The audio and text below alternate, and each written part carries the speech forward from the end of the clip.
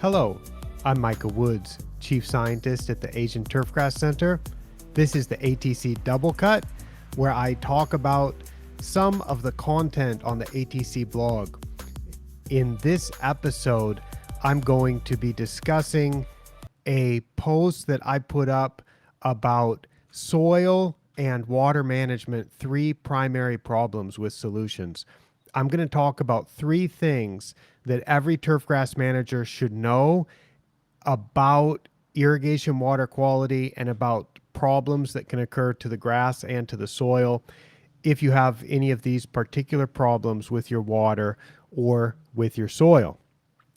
I think that this is an absolutely fascinating topic, and I have been surprised as I've been doing these ATC double cuts at the wide range of topics that we end up discussing, because it's gone in some recent episodes, tournament preparation, fertilizer cost, and the use of urea as fertilizer. And we've also talked about carbon-based fertilizer and whether that makes sense. And we've talked about firmness of playing surfaces, talked about playability.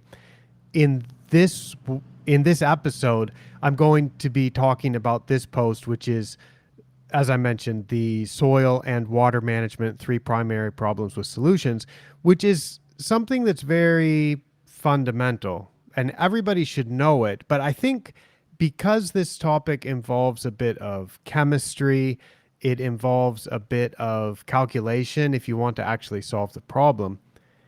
And because it can be a little bit complicated, it's a complex subject, I think sometimes turfgrass managers get a little bit confused or distracted from the things that they really should be concerned about to make sure that they get right when it comes to salinity and sodicity and nutrient deficiencies, which is what this post is about these soil and water management, three primary problems with solutions.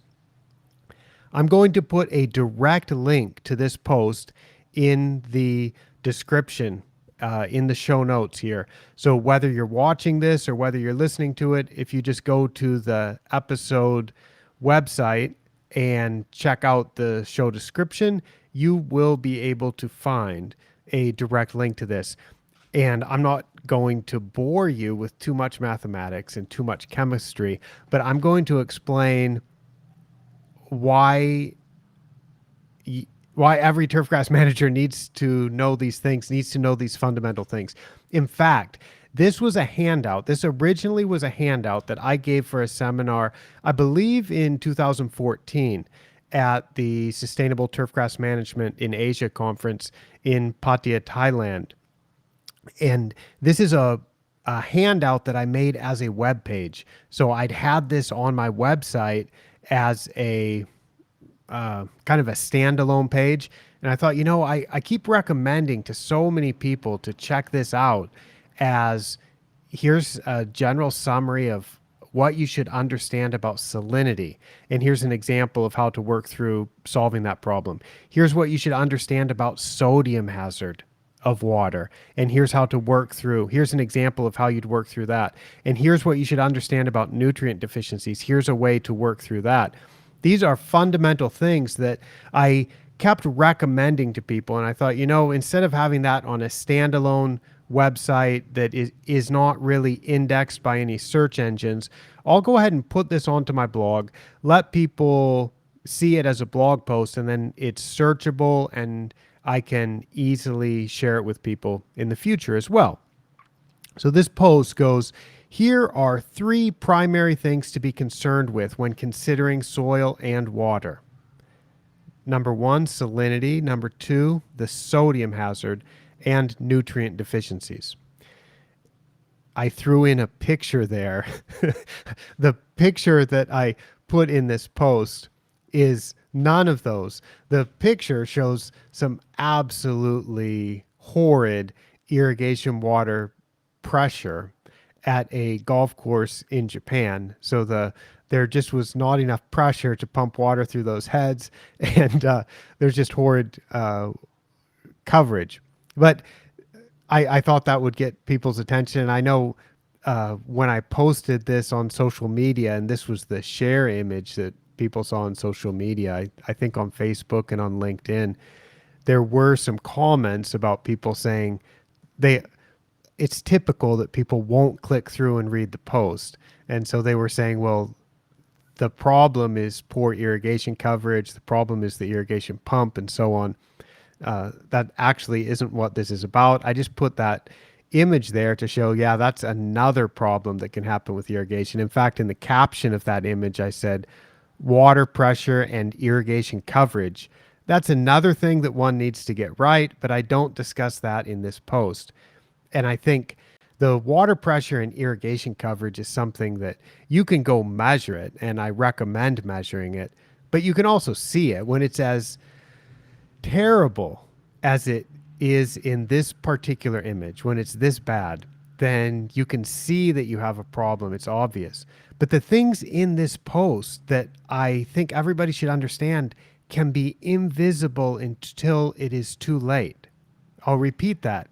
The salinity and the sodicity or sodium hazard and the nutrient deficiencies, they can be invisible because they're in the chemistry of the water or the chemistry of the soil, and they can accumulate or deplete to levels at which they will cause a problem with turfgrass performance, and you won't really see it until you have a turfgrass problem, which to me is too late.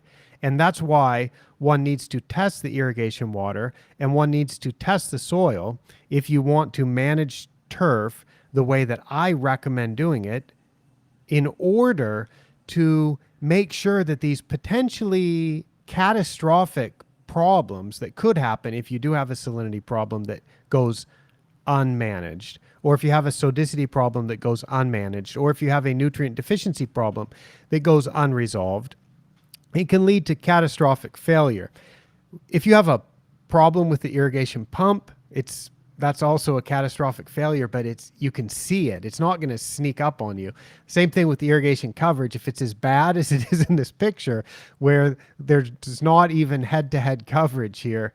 Well, no, I mean, if you're watching this, you can see that the two sprinklers, the pressure is so low that they don't even overlap at all. It's not, I misspoke and said head-to-head coverage, but this isn't even throw-to-throw coverage. So there's actually a space in the middle where the water is not even reaching. So that's obvious. Anybody can look at that and say, those sprinklers aren't working properly. There's a huge problem here. But if there was salt in the water, you don't see that with your eyes. You need to measure it. So let's jump right into salinity, and we'll talk about salinity. And here's the thing to understand about salinity is you've got two types of salinity. You've got the salinity in the water, which is rarely going to be at a high enough level to be directly toxic to the grass. But what happens is as you add that irrigation water that contains salt in it, you add that to the soil, and what happens is the grass uses the water as it's growing. But much of that salt that was added through the irrigation water, the salt will remain in the soil. And then the next day you may irrigate a little bit more, and that irrigation water also contains salt, and the grass uses the water, and those salts again remain in the soil. So you've got the salts from yesterday, you've got the salts from yesterday's irrigation, you've got the salt from today's irrigation, and then tonight you irrigate again, then you add more salt and more water, and now you've got 3 days worth of salt that's in the soil after the grass has used the water. And over time, the salt from the irrigation water accumulates in the soil unless it is leached away. And eventually the salt, if it's not leached away, eventually the salt that's added through the irrigation water can increase in the soil to a level at which the grass can no longer tolerate it. And when that happens, when the grass cannot tolerate the level of salt that's in the soil, then the symptoms that you will see will tend to look like drought stress. It's it's an interesting one to see, and I hope you never have to see it because it's it's a terrible thing to see. But it is grass that looks like it is dry. It is grass that the leaves, the foliage will wilt because it can't get enough water from the soil. But then when you go check the soil, you see that there's lots of water in the soil. The soil remains wet. And the issue, what's happening there, is the salt in the soil increases the osmotic potential to such a level that the water that is in the soil can't go into the roots anymore. So even though the grass is growing in a soil that has a lot of water in it, there's so much salt in the soil solution that the grass roots cannot use that water that's in the soil. So you need to keep the salinity in the soil from increasing to such a level where that can happen. And there are a series of equations that you can go through to calculate this. You never want that salinity problem to happen in the soil where you have the grass suffering from salt-induced drought stress. You never, ever want that to happen. So you don't wait for it to happen. What you do is you measure the salinity in the irrigation water, and then you calculate how much salt is being added, and you predict how that salt that is added through the irrigation water may increase the salinity in the soil. And from that, you can calculate a leaching fraction, which is how much extra water needs to be applied in order to leach those salts below the root zone. Now, this is something that's a little bit counterintuitive, and I've talked with many turfgrass managers who, after the conversation, I feel like they haven't quite gotten it. They don't at first understand that the solution to water with the salinity problem is more of that bad water. So if we call water that has a high salt concentration in it, if we call that bad water, some people try to add less of that water and think they're going to get better grass that way. But if it's not raining to leach those salts through, the solution is to add more of that poor quality irrigation water. Add more of that water that has a high salt content and leach those excess salts that are added through the irrigation water, leach those below the root zone. The way that you do that is a two-step process. I put the equations right here in the post. First, you calculate the leaching requirement using the equation, which is, it only has two variables. You need to know your grass tolerance for salinity in the soil, which is termed EC subscript E for extract, for a saturated paste extract of the soil salinity. And the other variable is EC sub W, standing for EC of the irrigation water. EC here is electrical conductivity, and electrical conductivity is the standard way to assess the irrigation water salinity, because pure water that doesn't contain salt, doesn't conduct electricity. And as you put more and more salt into the water, it will conduct more and more electricity. And so you can use the electrical conductivity as a way to assess how much salt is in the water. Some people may, well, I will explain where to get those values. There's two values, right? We've got the ECW, that's the irrigation water salinity. You can either measure that yourself if you have a salinity meter, or you do that from a water sample that's been sent to a laboratory. And the second variable that you need to know in that equation is the ECE, the electrical conductivity of a soil extract. That is a tolerance level. You put in there the tolerance level of the grass. the safe level for the grass at which the salinity level in the soil at which the grass can tolerate that amount of salt. Where can you get that number? Well, if you scroll down to the bottom of the post, there is a table in Harivandi's guide for irrigation water quality. I recommend a concise guide, which is Harivandi's document entitled Interpreting Irrigation Water Test Results. There is a table in that guide that gives for all the common turf grasses what is recommended as a tolerant level.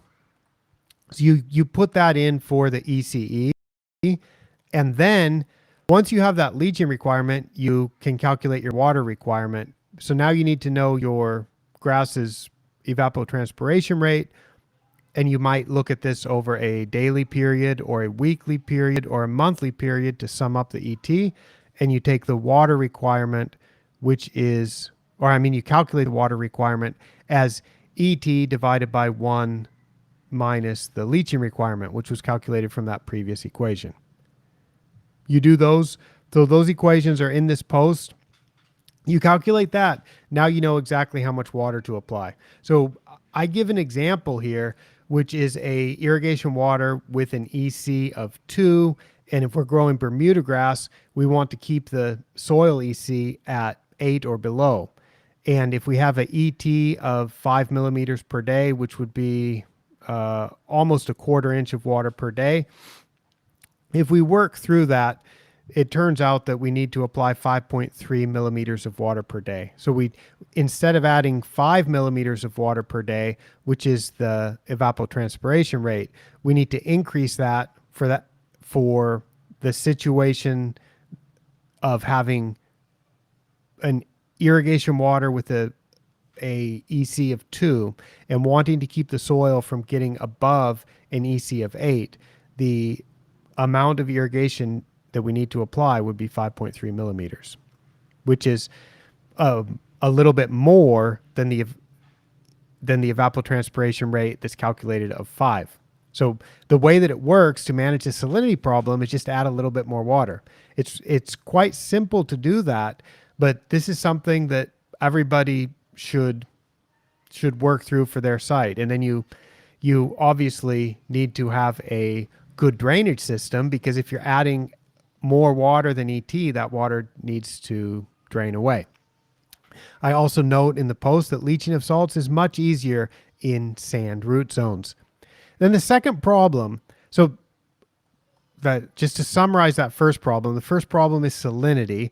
The problem is too much salt in the soil that's added through irrigation water. It can actually kill the grass, and it does that by a salt-induced drought. And the solution is to leach those salts. And it's easy to figure out how to do that by working through those equations. I put links to some other documents. I also put a link to the leaching for maintenance document from the University of Arizona. Then the second problem is a sodium hazard. Sodium hazard is like a chemical induced, a sodium induced water infiltration problem. It's not a problem in sand root zones. It's a problem in soils that contain clay, and the soil structure gets destroyed because the sodium, when it increases to a high enough level in the soil, it deflocculates the clay particles, and instead of there being good soil structure that water can move through, all of a sudden the soil deflocculates, the water cannot move through all the clay particles that are no longer connected, and the water will just sit on the surface. And this is diagnosed, the sodium hazard or a sodic soil condition is diagnosed when sodium occupies 15% or more of the cation exchange sites. In this section of the blog post, about sodium hazard, I work through the solution to this, which is to add gypsum. And I show how to calculate exactly how much gypsum is required in order to displace the amount of sodium that's in the soil and by displacing the sodium and replacing it with calcium, the soil structure can be restored and the sodium will then leach through and into the drainage system. The the sodicity problem will go away. Now, this may need to be repeated if water with a high sodium absorption ratio is continuously applied to the site. So, what I've shown in this post is how to do a one-time displacement of sodium and replacing it with calcium. And you may need to calculate how much sodium is added over time, and then you would schedule how much gypsum, which is sulfate, calcium sulfate dihydrate, you would calculate how much gypsum should be applied on a repeating schedule based on how much sodium is added in irrigation water over time. This is another problem that involves testing your irrigation water, testing your soil, and then calculating how much gypsum to apply. So I work through that example. And then the third thing that I say can be a problem in soil and water is nutrient deficiencies. And I give a very simple answer for this one, which is that nutrient deficiencies can be avoided by applying just what the grass requires. I gave two articles. I gave links in this post to two articles. The article that we wrote, myself, Larry Stoll, and Wendy Galernter, in the January 2014 issue of Golf Course Management Magazine, that explains how soil tests can be used to ensure the grass is supplied with all the required nutrients using MLSN. And I also gave a link to a post that or to a handout that I wrote called Nutrient Requirements of Tropical Turfgrass, which I was writing about warm season grasses specifically, but if you download that and read it, you'll see that it works through a procedure that could be used for any type of grass to find out what the nutrient requirements would be. Nutrient deficiencies are something that I think should be avoided, and you can do that by doing a soil test, seeing how much is in the soil. Then you look at what grass you're growing, how much the grass is going to grow over time. As you look at how much the grass is going to grow, you can find how many nutrients it could possibly use. And you can then supply those nutrients as fertilizer. And through that procedure, you can basically eliminate the risk of nutrient deficiencies. All of these things involve a little bit of calculation. So I put links here to guides that I think are really good for this. I put links for additional reading to what I mentioned earlier, Hari Vandi's Interpreting Irrigation Water Test Results. That is really superb. I gave a link. I included a link to a very detailed guide called Water Quality for Agriculture, which goes through salinity and sodicity in tremendous detail. And I also put links to two guides about nutrients. One is about one that I wrote, which is a guide for calculating the growth potential and finding how that can be related to potential nitrogen use at a site. And then the other link that I put in was a link to the Pace Turf Climate Appraisal Form, where you can download that spreadsheet, and it's got all the calculations in it. And I know people from all over the world are using this now, where you can put in your site-specific temperature data. You could also put in your site-specific expected maximum monthly nitrogen use. And from those inputs, the calculations embedded in that spreadsheet will make a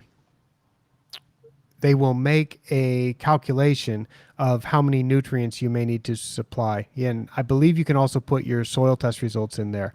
Or certainly you could compare your soil test results to whatever that spreadsheet is calculating.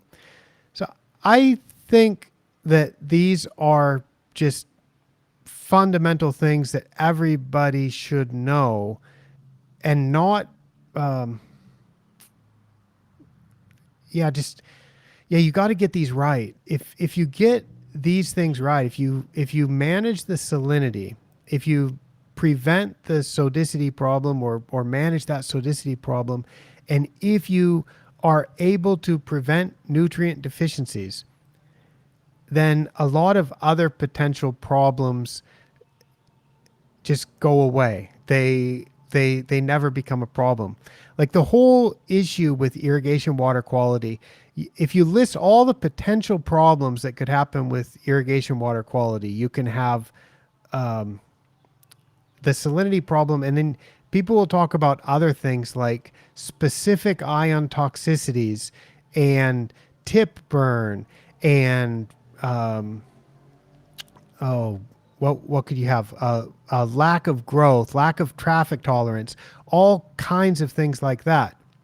But I think if you solve the big problems first, if you solve the fundamental thing that could be killing the grass, like a salinity hazard, or like a sodicity problem, or like a nutrient deficiency, if you solve all of those problems and you manage those really well, then those other more what would we say? I would say I'd just call them less primary. They're not abstract because they're quite real. They are problems, but they I just don't see them as a common problem. If you're leaching the salts and managing the salinity, I think it's very rare to have a specific ion toxicity. If you're managing the sodicity and making sure that the sodium added through the irrigation water is not causing a problem, if you're managing that well by applying the proper rate of gypsum in the cases where gypsum is needed, then you are not going to have problems with infiltration rate and then the turf problems that would come along that would be associated with that.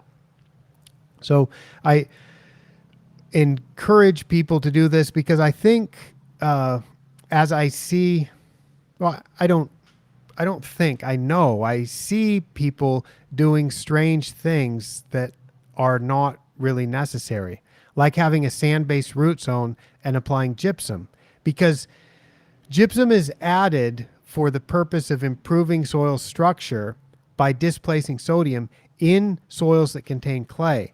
But if you don't have clay, if you don't have clay in your soil, like if you have a USGA sand-based root zone on a golf course putting green, you're not going to have a problem with you're not going to have a sodicity problem, because even if your soil exchangeable sodium got up to 16%, 19%, 22%, that is not going to cause a problem with water infiltration. You don't need to add gypsum in that case. All you need to do is just add irrigation water to leach the salts to maintain the salinity in the soil at a level below which the grass can tolerate. These are fundamental potential problems, and I provide the solutions in this post. I would encourage everybody, before the start of the main irrigation season, wherever you are, assuming that you irrigate your turf, I like to measure the irrigation water quality, do a irrigation water suitability test on the irrigation water to find out how much salt is in the water, find out what the sodium absorption ratio is, to find out if you're going to be having a risk of having a sodium problem in the soil. And also, as far as preventing nutrient deficiencies go, I recommend soil testing once a year to find out how the soil nutrient levels have changed from the previous year. So if you test once a year, you can see how soil nutrient levels change over time. You can keep track of how many nutrients are added to the soil in between the soil testing events. As you do that, you can then see if the nutrients in the soil are decreasing or increasing at rates more rapidly or more slowly than you would have expected.